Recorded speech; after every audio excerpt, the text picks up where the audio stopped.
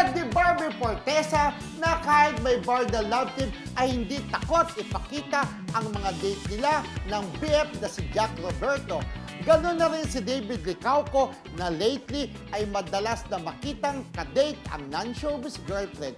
Pero ang ilang Barda fans, bagamat tanggap nila, ay nalulungkot daw sila lalo na't kakalabas pa naman daw ng Pulang Araw sa Netflix. Oh, may mga ibang fan talaga na ano na... Jeling pa rin. Jelly pa rin talaga, Pero in no? fairness dun sa mga ibang Barda fans, naiintindihan yung mga kanilang personal na buhay. Yung iba Na hindi dapat kasi naman kasi ihiwalay din yung work sa personal, di ba? Pero sana maintindihan din ng Barda fans na bago naging love team ang Barda, alam na ng lahat na may jowa si Barbie Fortesa. At tagal na nila, ha? Pero diba? tinanggap sila ng kanilang mga tagahanga, di ba? Kaya lang siyempre, paano gagawin na rin naman ng Barbie, ni Jack at saka ni Barbie, ni David at saka yung non-showbiz girlfriend niya. Ang ganda Kung gusto ng nilang girlfriend. mag-date, Correct. alam nga naman itatago nila, At di saka ba? trabaho lang naman yun sa love Oo. team. Ay, ang ganda ng girlfriend ni, Maganda ano, rin. ni David. Maputi siya, tapos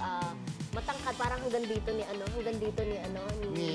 David. Oo. Pero At, matagal din naman si David, di at ba? mayaman din. Ay, oo. Yayaman din, di Yayaman ba? din. Pero may nabasa Katulad din ni David. Mayaman. Kasi alam mo si David, parang may nabasa ako, siya ang nagpaaral din sa mga kapatid niya, si David. So, mayaman ba siya doon? Hindi, Hindi, mayaman kaya rin. daw. Mayaman. Hindi. Pero Sabi kahit na niya- mayaman siya, pa rin nagpaaral sa mga kapatid Oh, niya. ibig sabihin kasi, kumikita siya, parang ang sarap sa feelings na yan, tinutulungan mo yung kapatid. Yes, Parang oo. si Mildred, di ba? Kahit may mga Correct. trabaho na rin. Pero mga hindi ako kapatid mayaman, niya. ah. Oo. Pero mayaman ka sa pagmamahal sa iyong mga kapatid. True, Yun ang kabuuan. Lenny. Di Oo. ba?